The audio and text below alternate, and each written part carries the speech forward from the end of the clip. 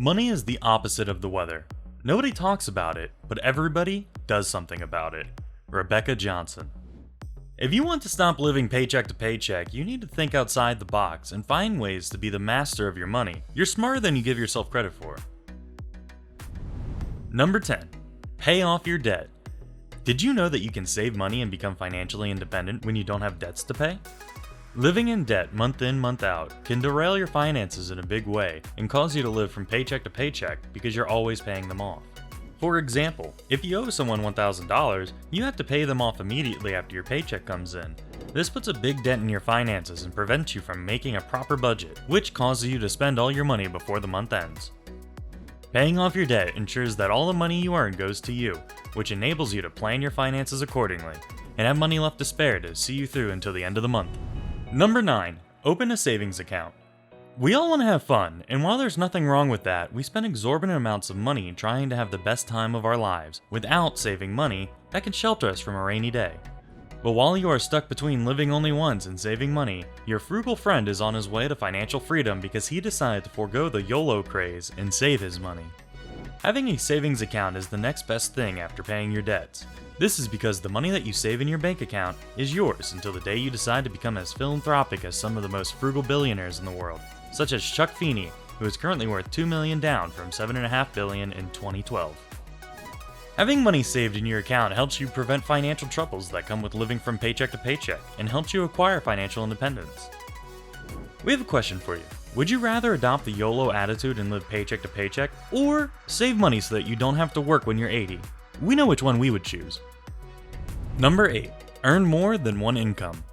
Maya Angelou said, "You can't use up creativity. The more you use, the more you have." Being creative and maximizing your talents can get you from living from paycheck to paycheck to earning a decent side income every month. Depending on just your paycheck is not enough, and you find yourself using up all your income without saving a dime. Having a side hustle allows you to earn extra income that can help you forget that you have a paycheck, which would be a good thing. Imagine being in a position to save all your income. You'd be well on your way to becoming a millionaire. For example, if you earn $5,000 a month and save it all, you would have $600,000 saved up in 10 years. And the good thing is, you're not drastically changing your lifestyle to make it happen because you have another income coming in. If you have a talent for drawing or painting, you can use it to make money. Who knows, you could be the next Leonardo da Vinci. You can also start a blog or write a best-selling novel, and who knows, your books could be the next Bourne trilogy blockbuster. Whatever you're good at, as much as you do it for fun, do it for money too, and living paycheck to paycheck would be ancient history. Number 7. Save automatically. Many financial experts advise you on saving money before spending it, but what they don't tell you is that it's not easy as it sounds. Human beings thrive on instant gratification, which causes them to spend the money they have at hand, which can be problematic when it comes to depositing savings manually. Saving automatically is the best way to deposit your savings because it ensures that as soon as your paycheck comes in, the amount you have decided to save is automatically deducted and transferred to your savings account.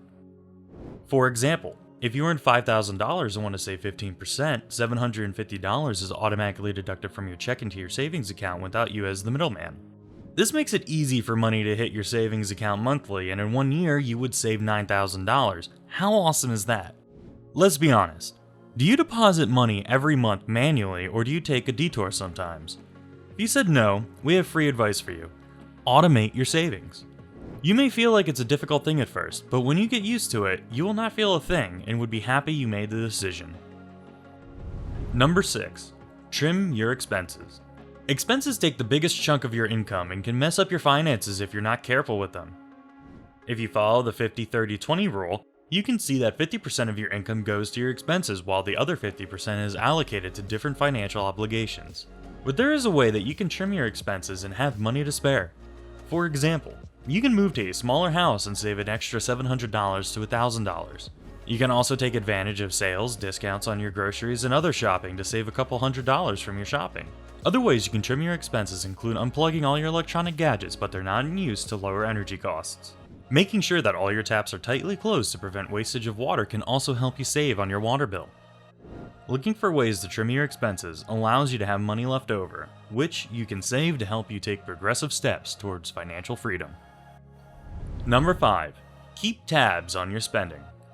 Due to busy schedules, sometimes we don't find the time to sit down and calculate all our expenses or check our bank balances. This is a bad financial move because you might find that you're losing money and have no idea how. That is why it is good to keep tabs on your expenses no matter how small they are. For example, if you use your debit card, you have to pay a transaction fee, and while it costs less than a credit card, the small amounts can sum up to big numbers over time. Tracking your spending frequently allows you to know how much you have been charged and what you can do to cut back on debit or credit card use. Also, you might be paying for a subscription you don't use or forgot about, which can cost you some big bucks with time. Keep tabs on your spending habits to save your money and avoid living paycheck to paycheck. If possible, you can make all your purchases with cash to prevent the banks from retaining your transactions and processing fees. Remember, the more money in your account, the less broke you are. Number 4. Adopt the 50-30-20 budget. This budgeting method is one of the simplest and most popular ways to budget because it simplifies how you spend your finances and allows you to make a realistic budget. In her 2005 book, All You're Worth, The Ultimate Lifetime Money Plan, Elizabeth Warren advises you to spend 50% of your income on expenses, 30% on wants, and 20% to pay off your debts. If all your debts have been repaid, save 20%. For example, if you earn $5,000 a month, 50%, which is $2,500, should strictly go to all your expenses such as house, rent, utilities, groceries, among other things.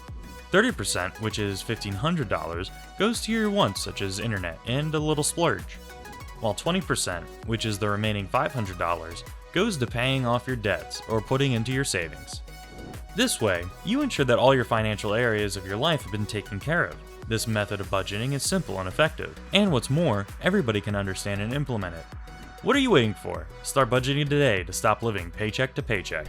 Number 3. Save your bonuses and refunds. Do you see the mid and end year bonuses you receive from your employer? How do you spend yours? Many people spend the money on trips, vacations, or shopping sprees and end up with nothing, and have to start from scratch the following month.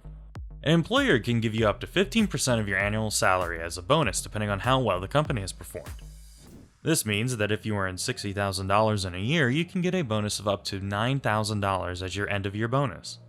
This money is enough to have as an emergency fund, and spending on vacations is the same as flushing it down the toilet because you're broke at the beginning of the year and have to start the vicious cycle of living paycheck to paycheck. Also, your tax refunds are a good amount to put into your savings to get you from being broke to financially independent. While you can splurge a little on yourself and your family, a big chunk of these benefits should go towards your savings or investments. Number 2. Be disciplined with your budget. Be a stickler for your budget. This is because deviating from it causes you to overspend by buying things that bring no value to you. If you make a budget list, ensure that you don't spend a cent on top. For example, if your budget list amounts to $700, make sure you carry just enough to make the purchases you have written down, and maybe an extra $20 when you run out of gas in the middle of the freeway. It is easy to find yourself tossing unimportant things into your shopping cart, and disciplining yourself to stick to your budget allows you to curb impulse purchases, which helps you to avoid overspending. Another way that you can discipline yourself to buy the items listed on your budget is to have an accountability partner. This means that you have somebody to answer to in case you buy an item that is not on your budget list. Take them with you to shops so that they can call you out on the spot when you veer off your original budget. Before we get into the number 1, make sure to check out the links in the description for our best recommendations to boost your savings, and don't forget to hit the subscribe button for more valuable content. Number 1. Spend less than you earn. If you want a sure, foolproof way of quitting living paycheck to paycheck, spend less money than you earn.